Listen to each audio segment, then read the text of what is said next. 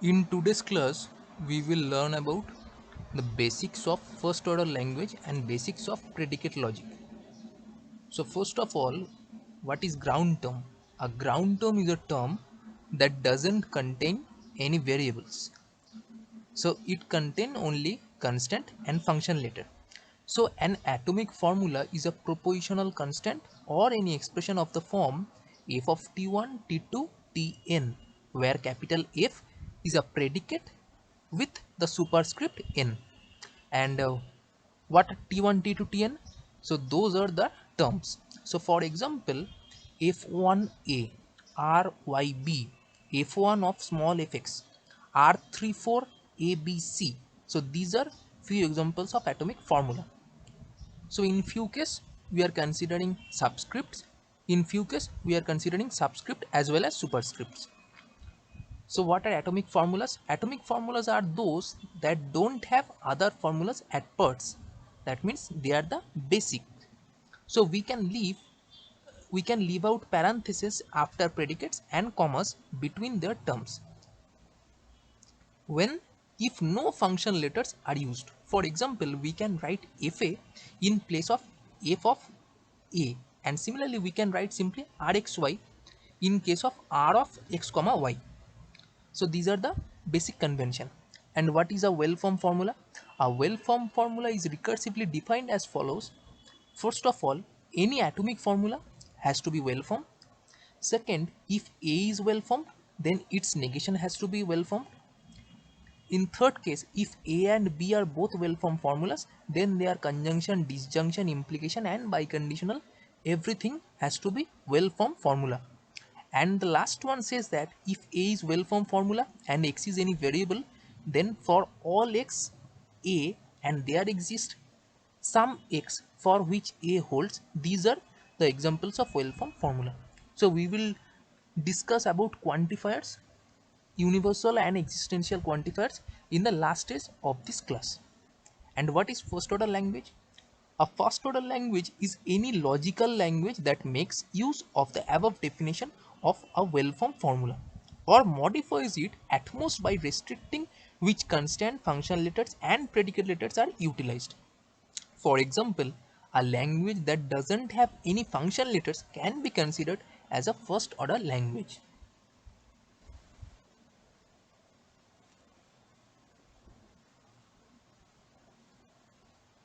So in case of first order theory, we have to know few basic notions of constant, variable and predicate letter. So how can we define constant, variable? So an individual constant is one of the lowercase letters a, b, c, d or e written with or without a numerical subscript. For example, a, b, c, 2, 4. So these are individual constant. And what is variable? Variable is one of the lowercase letters x, y or z written with or without numerical subscript. For example, x1, y, z3. So alphabets are restricted for different class of objects. And what is predicate letter? Predicate letter is one of the uppercase letters from A to T written with a numerical superscript greater or equals to 1 and with or without a numerical subscript. That means in case of variable, constant and predicate letter, subscript is not mandatory, but in case of predicate letter, superscript is mandatory. So few examples are r34, f1, h4. So in each case we are considering some superscript. The superscript indicates how many terms the predicate letter takes to form a statement. So what is monoadic and dyadic predicate letter? A predicate letter with superscript 1 is called monoadic and predicate letter with superscript 2 is called binary or dyadic predicate letter. So R2 A comma B may be written simply as R of A comma B because subscript is not very important, but superscript is important for predicate letter. And what is function letter? A function letter is one of the lowercase letters from F to L written with a numerical superscript greater or equals to 1. And what is term? We have already discussed about term.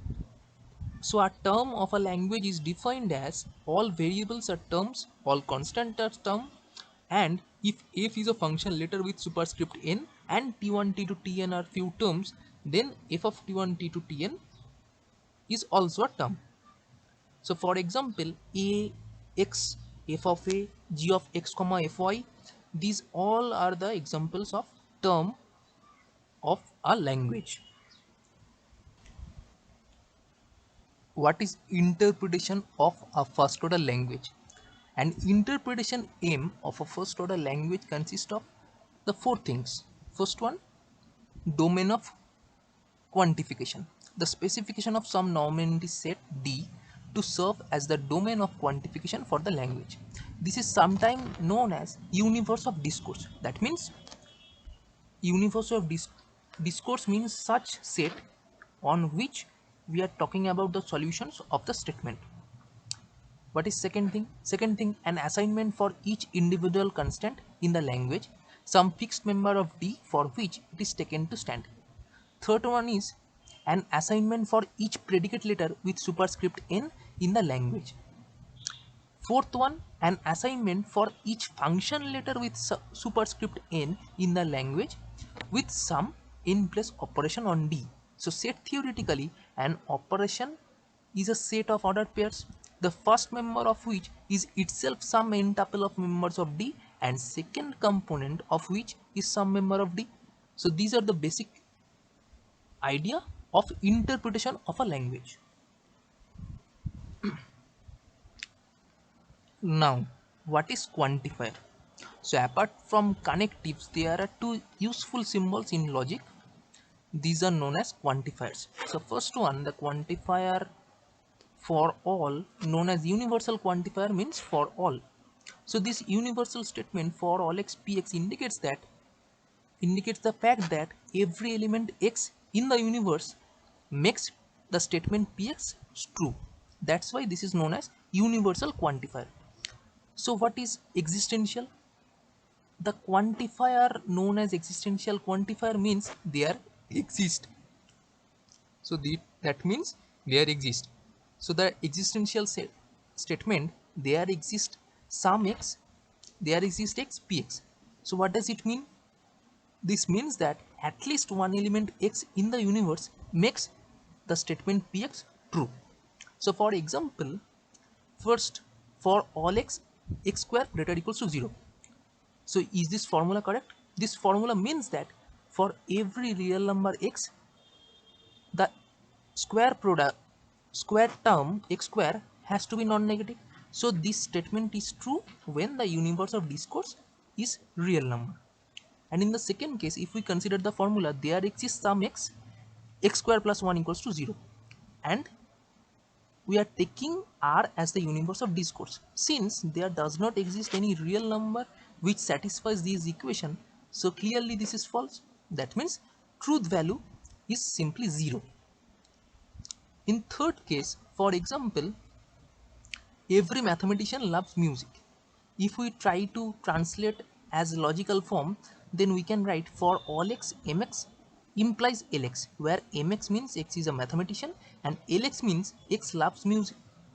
it, it may not be true, but we are trying to express the following sentence in the logical form. That's why we are using quantifiers. For all x, mx implies lx. So this is the use of quantifiers. In few cases we use universal and in few cases we use existential quantifier. So a value x belongs to u which indicates px is false is called a counter example to the universal statement for all x px. And what is u? U is the universe of discourse, that means universe of our considerable problem. So it may be vary from problem to problem. And 0 is the counter example to the statement for all x, x square greater than 0. Because if we choose 0, then 0 square is not greater than 0. That's why 0 is the counter example of this statement.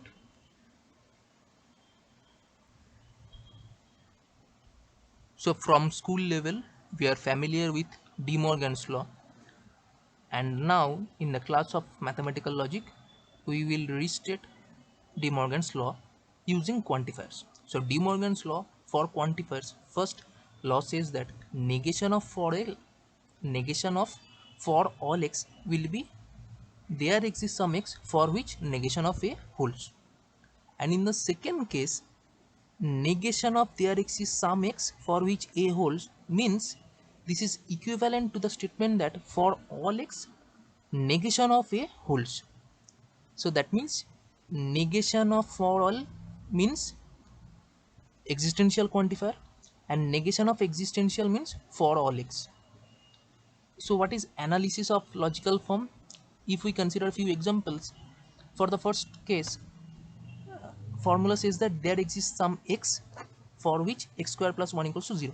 Clearly there is no real solution, so that means it is false when the universe of discourse is real number. But if we choose C as the universe of discourse, then there may be some solution. Second case, Ex symbolizes the statement x is even. So what will be logical form of the statement exactly one of x and y is even? Ex means x is even. But we are trying to express that exactly one of x and y is even. How can we write? Here exactly one means one or the other and not both. So the correct logical form is ex and ey or negation of ex and ey.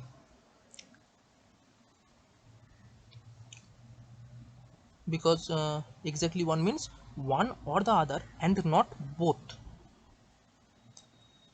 Now moving to the third example. Everyone in this class does their homework.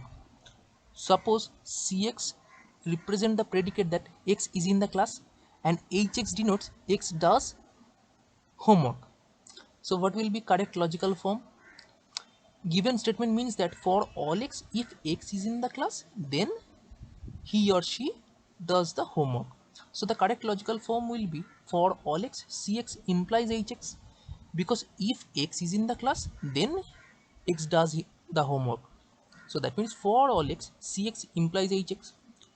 And similarly, fourth one, there is a voter who likes all of the candidates where the universe is the set of all people. So in this case, Vx means x is voter, Cx means x is a candidate, Lxy means x likes the candidate y. So what will be correct logical form? Logical form will be there exists some x for which Vx and for all y Cy implies L of xy. That means there exists some voter who likes all of the candidates. So that means Vx is the voter and for all y Cy implies L of xy. That means he likes each of the candidates participating in this election. For the fifth example, for all x for all y x plus y equals to 0. What does it mean? It declares that for every real number x for all y x plus y equals to 0 is true. So the given form means that the equation x plus y is true for all real numbers x and y. But this is false because 1 plus 2 not equals to 0 if we choose x equals to 1 and y equals to 2. So we have seen the existence of adjacent quantifiers and the variables are in the bounded occurrence. So what is bounded occurrence? We will discuss later.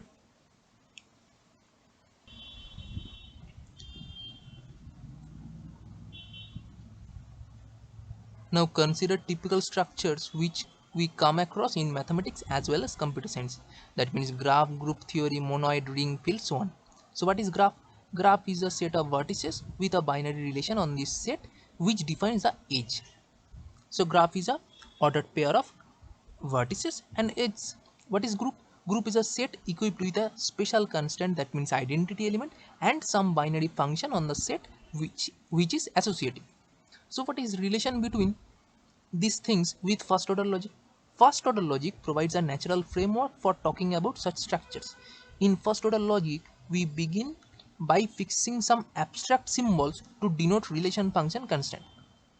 So what is scope of any quantifier? We have already talked about quantifier. What is scope?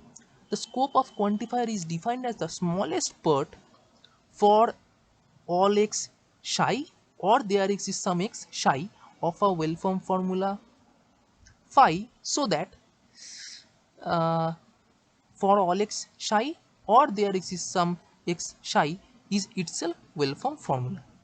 Suppose there is a typing mistake, the well-formed formula will be psi. So if for all x or some particular x, if the formula is well-formed formula, then the smallest part will be known as scope of the quantifier.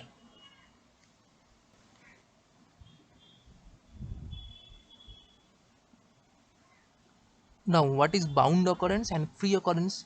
First of all, if x is a variable that occurs within a well-formed formula phi, then an occurrence of x is said to be bound in it. Occurs in the scope of a quantifier for all x, or there exists some x within phi. That means if it occurs in the scope of quantifier, then the occurrence of x is called bound. Otherwise, occurrence will be called free occurrence. So that means we have already learned about scope of quantifier for all x and their existence. There exist. So that means universal and existential. So if x occurs in the scope of some quantifier, then that occurrence is bound, otherwise free. So now the following definitions will be clear. What is bound variable and free variable? A variable x that occurs within a well-formed formula is called bound variable if and only if there is at least one bound occurrence of x in it, and otherwise a variable x that occurs within a well-formed formula is called free variable if there is at least one free occurrence of x in it. That means if there is free occurrence, the variable is known free variable. What is example? In first example, we see that a21 x1 comma y2 x1 comma x2 implies for all x1 a11 x1. In this case, the first occurrence of x1 is free because there is no universal or existential quantifier. But in the second and third case, second and third occurrence are bound because in the second case we are using universal quantifier before x1, so that means the occurrence of x1 is bound, and in third case x1 is depend on a, so that is also bound occurrence. It will be more clear in the next examples. In next example 2, it says that for all x, x plus y equals to 5. It says for all x, x plus y will be 5. That means occurrence of x is bound, but occurrence of y is free, because the expression x plus y equals to 5 depends on each values of x. That's why the occurrence of x is bound, but y is free. We can choose any value of y.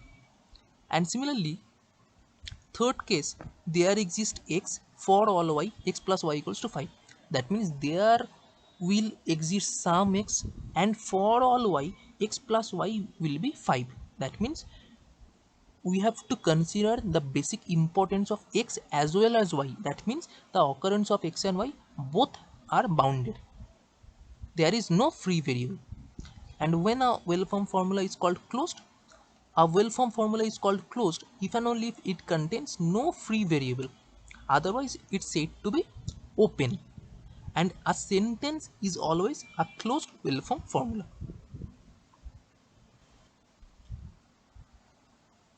Now, this is an example.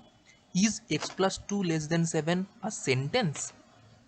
We have seen a sentence is always a closed well-formed formula. So we have to justify whether it is a sentence or not. The answer is no. Why? First of all, it has a free variable x, because there is no universal or existential quantifier. That means there is no scope of quantifier. So this is free. And secondly, it doesn't have a truth value, because truth value can't be assigned to it. X plus 2 less than 7. So what will be the solution of x? We can't say clearly. Now to make it a statement, we have the following two options. First of all, we can replace the free variable x by 6 That means 6 plus 2 less than 7. This is a statement. So what will be the truth value? 6 plus 2 means 8. 8 less than 7. So the truth value of this statement will be false. But the original one, x plus 2 less than 7, we can't say what is the truth value or what is the false value. I mean, what is the solution of x? We can't say clearly. But if we replace x by 6, then the statement, that will be a statement with truth value false. And similarly, we can place a quantifier before the free variable to make it bound. For example, for all x, x plus 2 less than 5. That means for each values of x, x plus 2 less than 5. It's not possible because 1, 2, 1, 2, fine.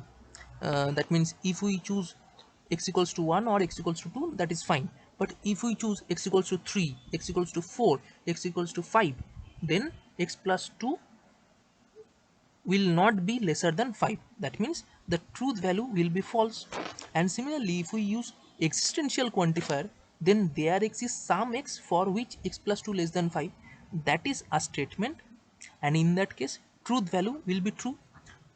That means there exists some x for which x plus 2 less than 5. That is possible.